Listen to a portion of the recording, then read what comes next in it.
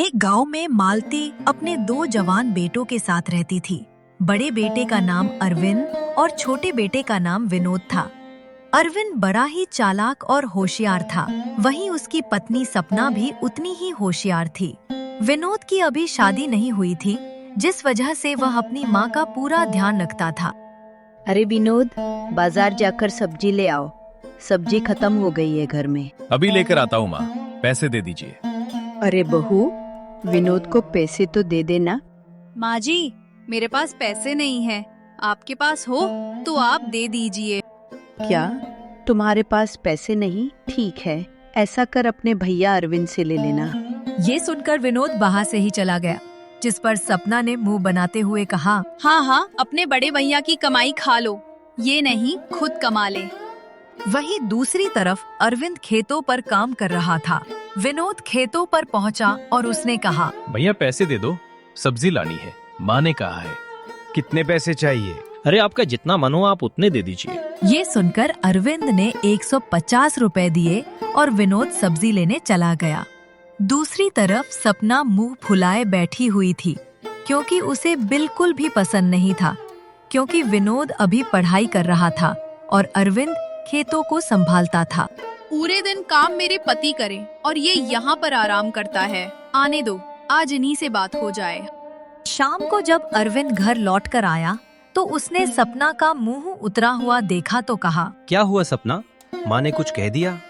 अजी वो क्या कहेंगी, उन्हें तो अपने लाडले से ही फुर्सत नहीं है। तो फिर क्या हुआ? तुम इतनी परेशान क्यों लग रही हो? आपने देखा, वो हर वक्त घर में ही पड़ा रहता है, खाना खा लिया, पढ़ाई कर ली, सो गया, जबकि आप पूरा दिन खेतों पर काम करते हैं। मुझे ये बिल्कुल भी अच्छा नहीं लगता। अरे वो अभी छोटा है इसलिए। अरे सिर्फ उम्र में छोटा होने से कुछ नहीं होता है, देखिए ना, आपके बराबर हो गया है, चाहे तो काम करवा सकता है, पर लगता है आपको खुद अच्छा लगता है पैसे उड़ाते हुए। ये सुनकर अरविंद भी थोड़ा सोच में पड़ गया, क्योंकि सपना सच ही कह रही थी। अगली सुबह मालती ने अरविंद से कहा, बेटा, आज विनोद के स्कूल की फीस दे देना, उसके पेपर आने वाले हैं। माँ, अगर पेपर आने वाले हैं तो वो फीस खुद भर दे, वैसे भी उसकी उम्र है कमाने की। ये तुम क्या कह रहे हो बेटा? तुम्हें तो पता ही है उसका डॉक्टर बनने का सपना है। हाँ पता है, पर मेरे पास इतने पैसे नहीं है जो मैं उसे डॉक्टर बना पाऊँ। अगर मेरे साथ खेतों में हाथ बंटवाएगा तो ही मैं इसकी फीस भरूंगा। ये सुनकर मालती काफी हैरान हुई कि अचानक से ये अरविंद को क्या हो गया। तभी वहाँ पर विनोद आया और बोला, कोई बात नहीं भैया, मैं आपके साथ खेतों पर काम करवा लिया करूँगा। हाँ ठीक है। ये कहकर अरविंद वहाँ से चला गया। इस पर मालती ने कहा, बड़ी हैरानी वाली बात है, ये अचानक से अरविंद को क्या हो गया? अरे माँ छोड़िए ना, वैसे भी मैं रात में पढ़ाई कर लूंगा, दिन में भैया के साथ खेतों में काम करवा लूंगा, शायद वो काम करते हुए थक जाते होंगे। इसके बाद विनोद अरविंद के साथ चला गया। वहीं दूसरी तरफ मालती को सारी बात समझ आ गई कि अरविंद ऐसा क्यों कर रहा है, और उसने सपना को अपने पास बुलाया। बहू, जरा इधर तो आना। सपना मुंह बनाकर गई और बोली, बताइए माँ जी, क्या है? क्या तुमने अरविंद से कुछ कहा था? मैं भला क्यों कहूँगी उनसे, क्या उनके पास बुद्धि नहीं है? हाँ पता है, मेरे बेटे के पास बहुत बुद्धि है, पर उसके पास इतनी बुद्धि नहीं कि वो अपने भाई के साथ ऐसा व्यवहार करे। जरूर तुमने ही उसे भरा है। हाँ, मैंने ही भरा। अब बताइए आप क्या कर लेंगी? ये सुनकर मालती चुप हो गई, क्योंकि उसके पति के जाने के बाद अरविंद ने ही पूरे घर को संभाला, और उसने अपने आप से कहा, हे भगवान, आज कैसे दिन दिखा रहे हो। एक समय था जब ये बहू अपने देवर पर कितना प्यार लुटाती थी, और आज उससे कितना जलने लगी है। वहीं दूसरी तरफ विनोद अपने भाई के साथ खेतों में काम करवा रहा था। तभी वहाँ पर उसका दोस्त सुरजू आया और बोला, अरे तू खेतों में काम करवा रहा है, तुझे प्रैक्टिकल नहीं देना है क्या? प्रैक्टिकल तो कल है ना, कल ही जाऊंगा। अरे कल नहीं था, लगता है तू भूल गया, मैं तो प्रैक्टिकल देकर ही आ रहा हूँ। ये सुनकर विनोद काफी ज्यादा परेशान हुआ, जिस पर अरविंद ने कहा, तुझे याद नहीं था प्रैक्टिकल कब है? आखिर तू स्कूल जाकर करता क्या है? भैया पता नहीं कैसे दिमाग से निकल गया, मुझे तो कल का याद था। अच्छा, तो इस तरह पैसे बर्बाद किए जा रहे हैं। आज घर चल, तब माँ को बताऊंगा। इसके बाद अरविंद ने मालती को सारी बात बताई, जिसे सुनकर मालती ने कहा, ये मैं क्या सुन रही हूँ?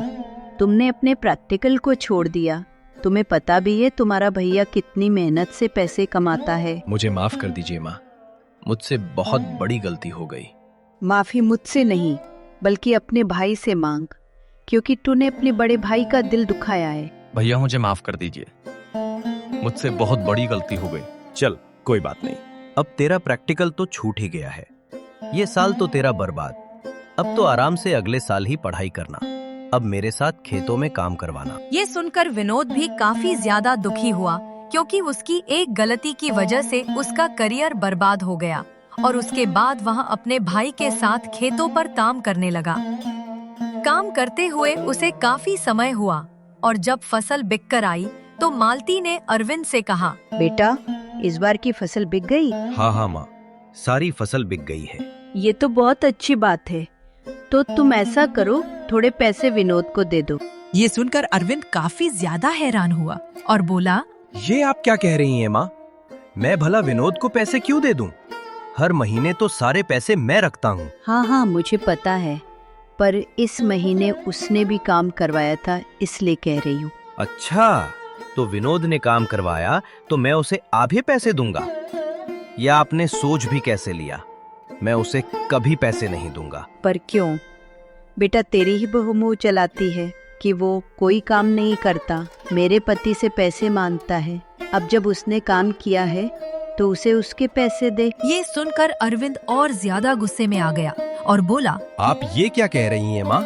क्या आपका दिमाग खराब हो गया है जो ऐसी बातें कर रही हैं? मेरा दिमाग बिल्कुल ठीक है, समझा तू? भैया, ये क्या बात हुई? माँ से बात करने का ये क्या तरीका है? तू तो चुप ही रहे, तेरा ही किया है ये सब। पर मैंने क्या कर दिया? अगर आपको पैसे नहीं देने तो मत दीजिए। अरे क्यों नहीं देगा, इसे देने ही पड़ेंगे।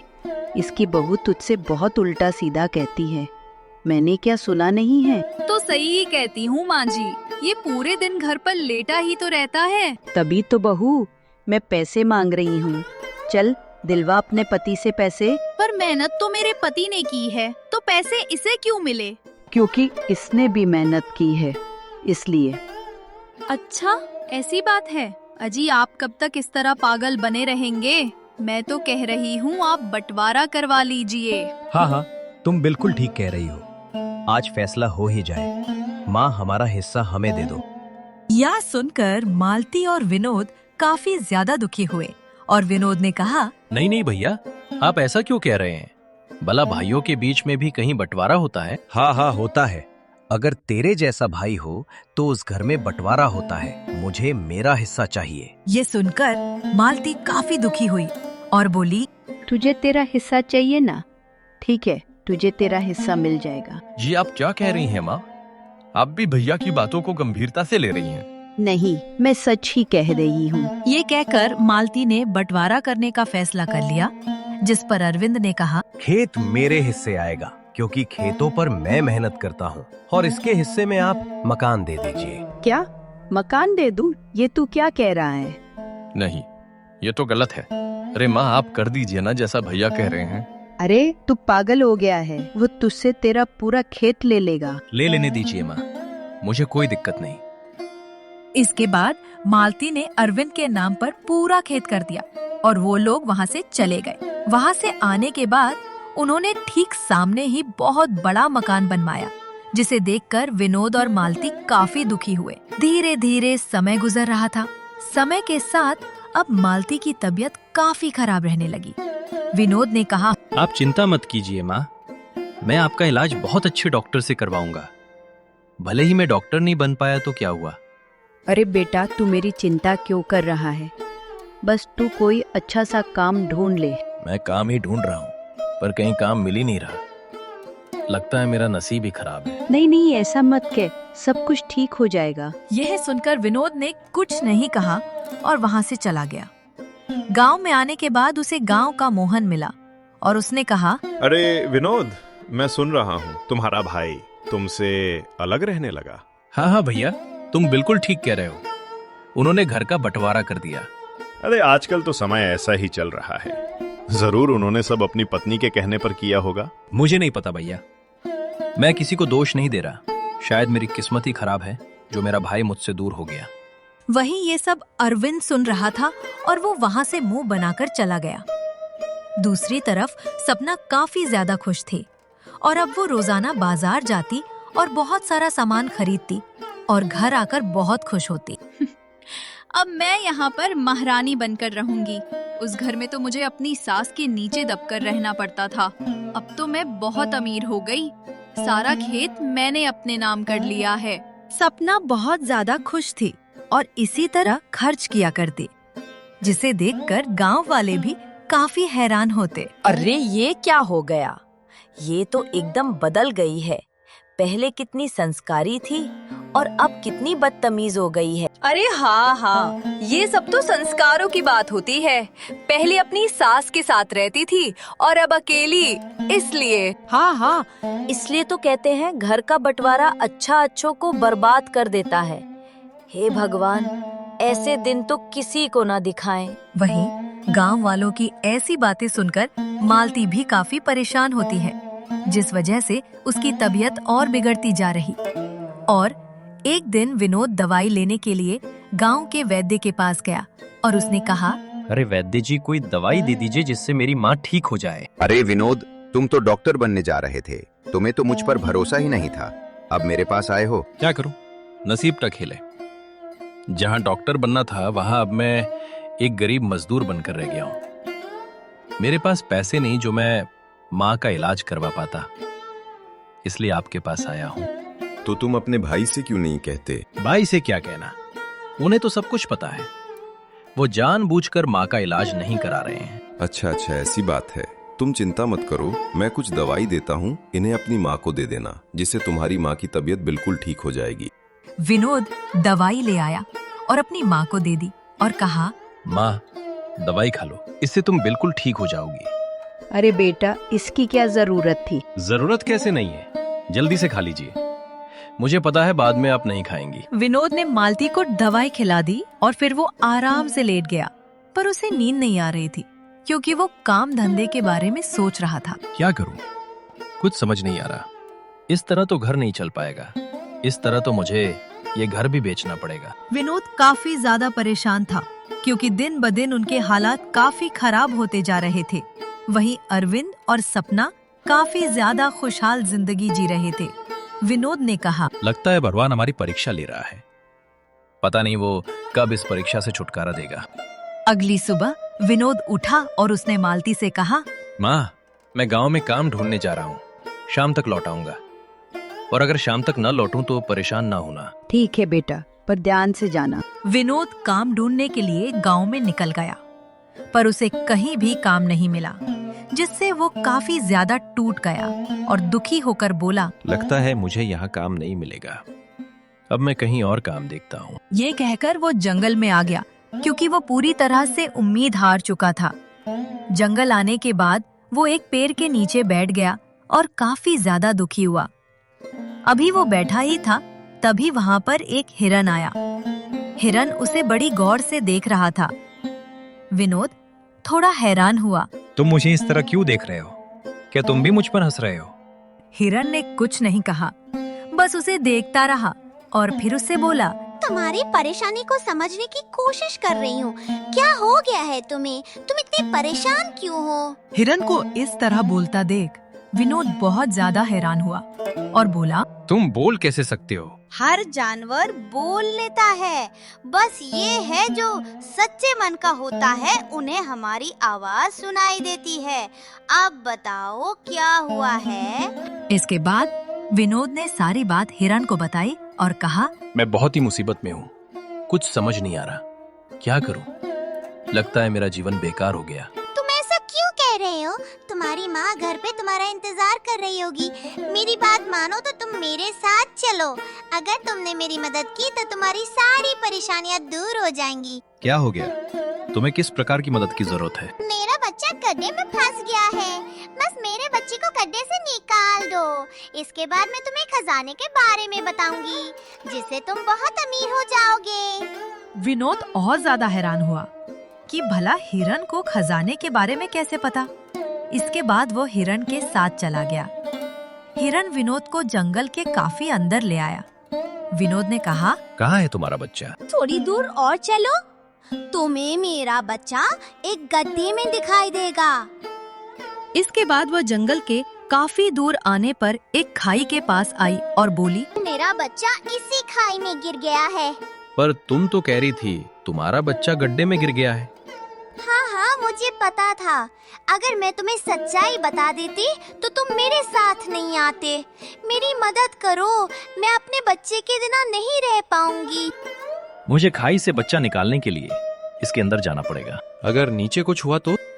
नहीं, कोई नहीं होगा। मैं तुम्हें रस्सी दे रही हूँ, तुम इसे पकड़कर चले जाओ। हिरन ने विनोद को एक रस्सी बताई जो पेड़ पर टंगी हुई थी। रस्सी को देखकर वो बहुत हैरान हुआ। अरे ये यहाँ पर रस्सी कहाँ से आ गई? इसके बाद विनोद ने रस्सी को खाई में फेंका। हे भगवान, मेरी रक्षा करना। आज किस मुसीबत में फंस गया। वहीं दूसरी तरफ रात होने आई, पर अभी तक विनोद लौट कर नहीं आया। मालती काफी परेशान हुई। अरे ये अभी तक लौट कर क्यों नहीं आया? इसके बाद वो गांव में विनोद को ढूंढने निकली, पर उसे अपना बेटा नहीं मिला। तभी उसे अरविंद दिखाई दिया, जिस पर उसने कहा, अरे अरविंद, तेरा भाई सुबह गया था, अभी तक नहीं लौटा। तो मैं क्या करूँ माँ? और वैसे भी अब मुझे आप लोगों से कोई मतलब नहीं। या तू क्या कह रहा है?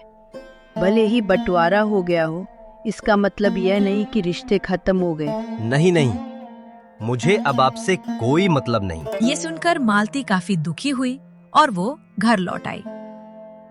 वहीं दूसरी तरफ विनोद खाई के अंदर उतरता जा रहा था।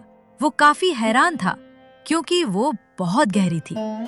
तभी उसे वहाँ पर एक दूसरा जंगल दिखाई दिया, जिसे देखकर वो हैरान हुआ। अरे यहाँ पर तो दूसरा जंगल है। इसके बाद वो उस जंगल के अंदर चला गया तो उसे वहाँ एक गुफा दिखाई दी। अरे यहाँ पर तो एक गुफा भी है, पर हिरन का बच्चा तो कहीं दिखाई ही नहीं दे रहा, जबकि हिरन ने तो कहा था उसका बच्चा यहीं कहीं होगा। वह गुफा में ना जाकर जंगल की ओर अंदर चला गया। उसने जंगल को अच्छी तरह देखा, पर उसे वहाँ कोई भी बच्चा दिखाई नहीं दिया, जिससे वो काफी परेशान हुआ। अरे यहाँ पर तो कोई हिरन का बच्चा है ही नहीं। विनोद को कुछ समझ नहीं आ रहा था। वहीं दूसरी तरफ विनोद को घर से गए पूरे 4 दिन हो गए थे और मालती काफी परेशान थी। तभी वहाँ शीतल आई और बोली, अरे चाची, क्या हो गया? इतनी परेशान क्यों लग रही हो? और विनोद दिखाई नहीं दे रहा है, वो कहाँ चला गया? काम का कहकर गया था, पता नहीं कहाँ चला गया। यही तो मुझे समझ में नहीं आ रहा। क्या? तो अभी तक विनोद लौटकर नहीं आया? नहीं, अभी तक तो नहीं लौट के आया। तो आपने अरविंद से नहीं कहा क्या? अरे अरविंद से कहा था, पर उसने मुझे भगा दिया। हे भगवान, पता नहीं आपके बड़े बेटे को क्या हो गया है। वहीं आपकी बहू तो पूरी बिगड़ गई है। यह सब तो मेरे नसीब का ही दोष है, जो मुझे ऐसा बेटा मिला, और दूसरा जो बेटा मेरा ध्यान रखता था वह पता नहीं कहाँ चला गया। हे भगवान, मेरे बेटे की रक्षा करना। आप परेशान मत हो चाची, आपका बेटा आ जाएगा। वहीं दूसरी तरफ अब सपना बहुत सारी गलत आदतों में फंस चुकी थी। अब वो जुआ भी खेलने लगी क्योंकि एक बार वो पैसे जीत गई। उसने कहा, ऐसा करती हूँ, इस बार घर में जितना भी पैसा है सारे जुए में लगा देती हूँ। मैं तो बहुत ज्यादा अमीर हो जाऊंगी। ये कहकर सपना ने बिना बताए सारे पैसे को जुए में लगा दिया, जिसके बाद सपना जुआ हार गई और वो काफी ज्यादा दुखी हुई। हे भगवान, ये क्या हो गया? मैं जुआ कैसे हार गई? अब इन्हें क्या बताऊंगी? दूसरी तरफ अरविंद जब घर लौटकर आ रहा था तो उसे गांव का सेठ मिला और उसने कहा, अरे अरविंद, कहाँ जा रहे हो? घर पर जा रहा हूँ। घर पर जा रहे हो? पर घर पर जाकर क्या करोगे? तुम्हारी बीवी तो जुए में घर, खेत सब कुछ हार गई है। ये आप क्या कह रहे हैं? मेरी पत्नी ऐसा नहीं कर सकती। वो तो कभी जुआ खेलती भी नहीं है। अरे किसने कह दिया? वो तो रोजाना जुआ खेलती थी और आज सब कुछ हार गई, समझे? और इसलिए तुम्हारा खेत और घर मेरा हुआ, कल तक खाली कर देना। ये सुनकर अरविंद काफी दुखी हुआ और वो घर आया और उसने सपना से कहा, ये मैं क्या सुन रहा हूँ? तुम जुए में सारा घर खेत सब हार गई। मुझे माफ कर दीजिए। मैंने सोचा था इससे हम लोग और अमीर हो जाएंगे। सेठ ने मुझे लालच दिया था। और तुम सेठ की बातों में भी आ गई। हे भगवान, अब मैं क्या करूं? तुमने तो मुझे बर्बाद कर दिया। अरविंद काफी ज्यादा दुखी हुआ और जोर जोर से रोने लगा। वहीं जब ये सब मालती को पता लगा तो वो भी काफी ज्यादा परेशान हुई। ये होता है बुरे कर्मों का फल। इसने अपने भाई के साथ बेईमानी की, इसलिए आज भगवान ने इसे ऐसे दिन दिखाए हैं। वहीं दूसरी तरफ विनोद काफी दिनों से जंगल में फंसा था। उसे कुछ समझ नहीं आ रहा और उसने कहा, अब मैं क्या करूं? मुझे तो हिरन का बच्चा मिल ही नहीं रहा। मेरी माँ काफी परेशान हो रही होगी। ऐसा करता हूँ, यहाँ से चला जाता हूँ। पर तभी उसने देखा वहाँ से जाने का रास्ता बंद हो चुका और उसने कहा, हे भगवान, मेरी मदद कीजिए। मैं तो यहाँ पर किसी की मदद करने आया था, पर उल्टा यहाँ आकर फंस गया हूँ। अब मैं क्या करूँ? विनोद काफी ज्यादा दुखी हो गया क्योंकि उसे कुछ समझ नहीं आ रहा था। तभी वहाँ पर वही हिरन आया। हिरन को देखकर विनोद काफी हैरान हुआ और बोला, तुम यहाँ क्या कर रही हो? तुम तो ऊपर थी ना? नहीं नहीं, मैं इसी दुनिया में रहती हूँ। तो फिर तुमने मुझे यहाँ क्यों भेजा? तुम खुद भी तो अपने बच्चे को बचा सकती थी ना? हाँ, मुझे पता है। मैं तो तुम्हारी परीक्षा ले रही थी। या कहकर वह हिरन एक राजकुमारी में बदल गया। राजकुमारी बहुत ही सुंदर थी। उसे देखकर ऐसा लग रहा था जैसे वो यहाँ की रानी हो। और यह सब देखकर विनोद काफी हैरान हुआ और बोला, ये कैसे हो सकता है? तुम एक लड़की में कैसे बदल गई? क्योंकि मैं यहाँ की रानी हूँ। ये मायावी जंगल है। क्या? मायावी जंगल? तो तुमने मुझे यहाँ क्यों बुलाया? तुम बिल्कुल शांत हो जाओ। मैं तुम्हें कोई हानि नहीं पहुँचाऊंगी। मैं तो बस तुम्हारी परीक्षा ले रही थी, क्योंकि यहाँ पर बहुत सारे लोग आते हैं। मैंने कई लोगों से मदद मांगी, पर किसी ने भी मेरी मदद नहीं की। पर तुमने मेरी मदद की और इसलिए मैं तुमसे बहुत खुश हूँ। अगर आप मुझसे खुश हैं, तो मुझे यहाँ से बाहर निकालें, क्योंकि मेरी माँ इंतजार कर रही होगी। हाँ हाँ, क्यों नहीं, पर पहले मैं तुम्हें कुछ देना चाहती हूँ। मैंने वादा किया था ना, मैं तुम्हें खजाने के बारे में बताऊंगी। इसके बाद राजकुमारी विनोद को उसी गुफा में ले गई जिस गुफा को विनोद ने देखा था। गुफा के अंदर जाकर विनोद काफी हैरान हुआ क्योंकि वहाँ पर बेशकीमती खजाना था, जिस पर राजकुमारी ने कहा, तुम्हें जितना ले जाना है तुम ले जाओ। आज से ये सब तुम्हारा हुआ। ये सुनकर विनोद काफी ज्यादा हैरान हुआ क्योंकि उसके सामने खजाने की चट्टान लगी थी और उसने कहा, इतना सारा खजाना? नहीं, मुझे तो बस थोड़ा सा चाहिए जिससे मेरा गुजारा हो सके। ये सुनकर राजकुमारी काफी खुश हुई और उसने विनोद को बहुत सारा खजाना देकर वहाँ से विदा कर दिया। विनोद बहुत जल्द अपने गांव लौट आया और जब वो अपने घर गया तो हैरान था क्योंकि वहाँ पर उसके भैया भाभी खड़े हुए थे जो अपनी माँ से बार बार एक ही बात कह रहे थे, माँ, हमें अपने घर में रख लो। आपको तो पता ही है हमारे हालात। हाँ हाँ, पता है। जैसा तुम लोगों ने किया वैसा ही तुम्हारे साथ हुआ है। अब मैं तुम्हें यहाँ नहीं रखूंगी। तभी मालती की नजर विनोद पर पड़ी और वो बहुत ज्यादा खुश हो गए और बोली, अरे विनोद, तुम आ गए। कहाँ चले गए थे? तुम्हें पता भी है तुम्हें गए पूरा 1 हफ्ता हो गया है। हाँ हाँ, मुझे पता है, पर आपको यकीन नहीं होगा मैं कहाँ गया था। पर ये सब क्या है? भैया और भाभी की ये हालत क्या हो गई? तू इनको रहने दे, चल घर के अंदर चल। विनोद, मेरी मदद कर भाई। हम लोग बर्बाद हो गए हैं। माँ तो हमें अपने घर में रहने नहीं दे रही। तू ही मदद कर दे। नहीं नहीं, ये क्यों मदद करी? तूने इसकी मदद की थी। तूने तो हम लोगों से नाता तोड़ दिया। अब मदद क्यों मांग रहा है? आप क्या कह रही है माँ? ये आपका बेटा है। हाँ हाँ, मुझे पता है बेटा है, पर बेटा होने के बाद भी उसने बेटा का फर्ज नहीं निभा पाया, ना ही भाई का। मुझे माफ कर दीजिए, मुझसे बहुत बड़ी गलती हो गई। ये सब मेरी वजह से ही हुआ है। अरे भाभी, आप माफी क्यों मांग रही हैं? आपकी कोई गलती नहीं है। और उसके बाद विनोद ने मालती को काफी समझाया तो मालती ने कहा, ठीक है, रह लो यहाँ, मुझे कोई दिक्कत नहीं है। ये सुनकर अरविंद और सपना काफी खुश हुए वहीं विनोद ने मालती को बहुत सारा खजाना दिया और कहा, माँ ये खजाना अपना है, अब तो आप खुश है ना? हाँ हाँ बेटा, मैं बहुत खुश हूँ। पर ये सब तुझे कहाँ से मिला? इसके बाद विनोद ने मालती को सारी बात बताई, जिसे सुनकर मालती ने कहा, मैंने तुमसे कहा था ना, भगवान पर भरोसा रख। भगवान ने तुझे तेरे भरोसे का फल दिया है। मैं बहुत खुश हूँ। विनोद काफी ज्यादा खुश हुआ। वहीं अरविंद और सपना काफी ज्यादा पछता रहे थे, क्योंकि उनसे बहुत बड़ी भूल हुई थी। पर वो खुश थे कि विनोद ने उन्हें माफ कर दिया और अब वो लोग आराम से रहने लगे।